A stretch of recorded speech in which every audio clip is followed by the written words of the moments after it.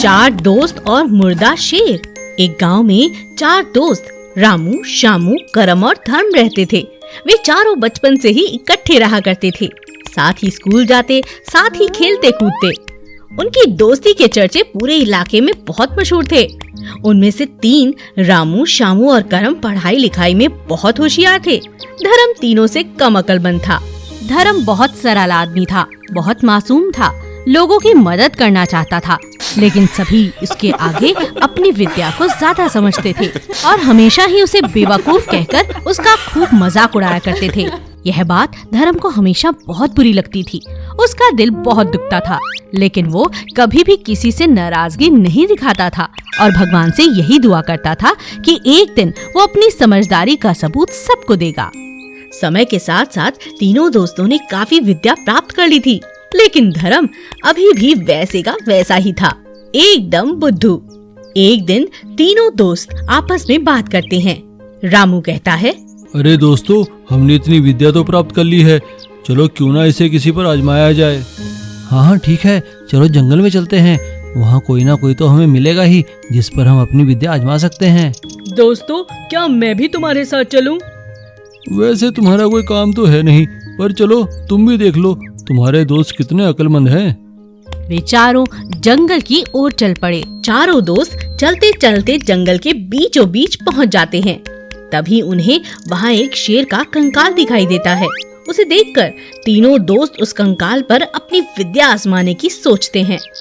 रामू कहता है, मैं अपनी विद्या से अलग अलग पड़ी शेर की हड्डियों को एक आकार दे सकता हूँ। और वो देखते ही देखते कंकाल को एक शेर के ढांचे में बदल देता है। मैं अपनी विद्या से इस कंकाल का शरीर बना सकता हूँ। और वो उस पर हार्ड मांस चढ़ा देता है। और मैं अपनी विद्या से इस शेर में जान और प्राण डाल सकता हूँ। तभी धर्म ने कहा, अरे दोस्त, ऐसा मत करो, इसे जिंदा करना बेवकूफी होगी। आज धर्म की बात सुनने वाला कोई नहीं था, जबकि धर्म बिल्कुल सही कह रहा था। ये सब उनकी जान का कारण बन सकते थे। तीनों दोस्त उस पर हंसने लगते हैं। उन्हें हंसता देख धर्म एक पेड़ पर चढ़ जाता है और कहता है, ठीक है, जो तुम्हें करना है करो। करम मंत्र फूंककर उस शेर में जान और प्राण डाल देता है। शेर जिंदा होकर जोर से दहाड़ लगाता है और भूखा होने के कारण तीनों को मारकर खा जाता है। धर्म यह सब देखकर दुखी हो जाता है और कहता है, काश मेरे अक्लमंद दोस्त ने मेरी बात मान ली होती। इसीलिए कहते हैं कि बिना सोचे समझे कोई भी विद्या यूं ही नहीं आजमानी चाहिए। लोमड़ी और 7 बकरियां। एक जंगल में 7 बकरियां रहती थी। वो सातों हमेशा साथ रहती थी, एक साथ ही घूमती रहती, एक साथ खाना खाती। उन सातों बकरियों की दोस्ती की मिसाल पूरा जंगल देता था। एक दिन एक हाथी ने कहा, अरे बकरियों की टोली कहाँ चली? तुम सबको साथ देखकर मुझे बहुत अच्छा लगता है। शुक्रिया हाथी भाई। और जब बकरियों को सोना होता तो 5 बकरियां सो जाती और 2 पहरा दिया करती थीं, ताकि कोई शिकारी जानवर उन्हें मार न सके। एक दिन एक बकरी ने कहा, अरे सहेलियों, चलो चलो तुम सो जाओ, मैं पहरा देती हूँ। ठीक है, हम लोग सो जाते हैं। उसी जंगल में एक चालाक लोमड़ी भी रहती थी। उसकी नजर इन बकरियों पर हमेशा रहती थी। हाँ, अरे वाह, कितनी मोटी बकरियां हैं। अगर ये हाथ लग जाएं तो अपनी तो पार्टी बन जाएगी, मजा आ जाएगा। लोमड़ी हिम्मत करके बकरियों पर हमला करती है। सहेलियों, आओ मिलकर लोमड़ी पर हमला करें, वरना ये हमें खा जाएगी। लेकिन साथ में बकरियां एक साथ लोमड़ी पर हमला कर देती हैं, इसी कारण वो वहाँ से भाग जाती है।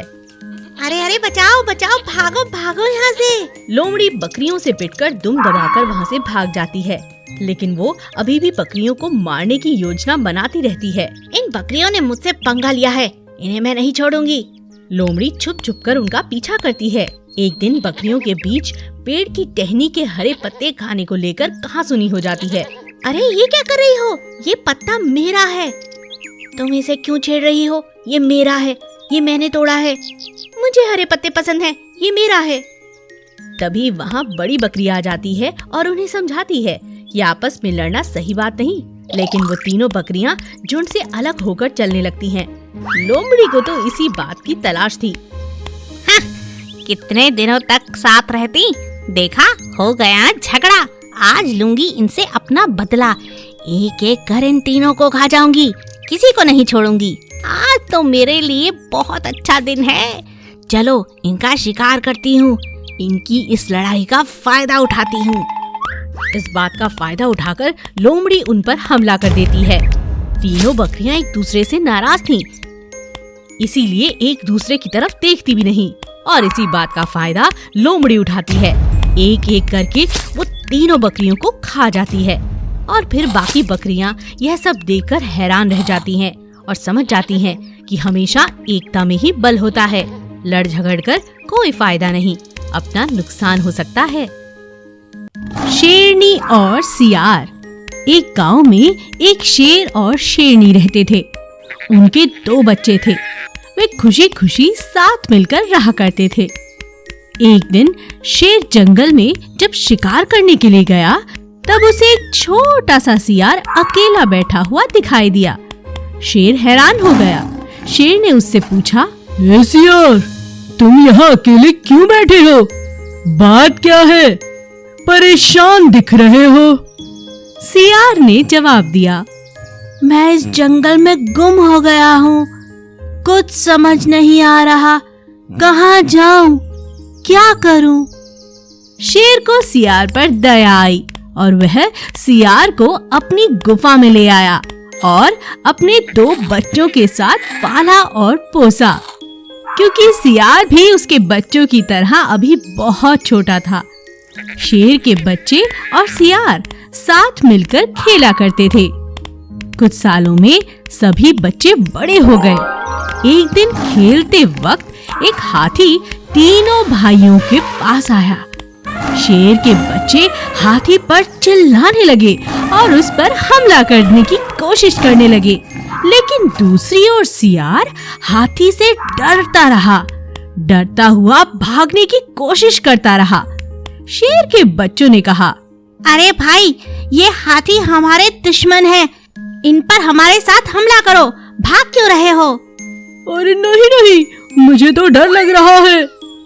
सियार ने ऐसा कहा और दुम दबाकर भागने लगा। बाकी शेर के बच्चे बहुत हैरान थे। शेर के बच्चे फिर घर आए, अपनी माँ को सारी घटना के बारे में बताया।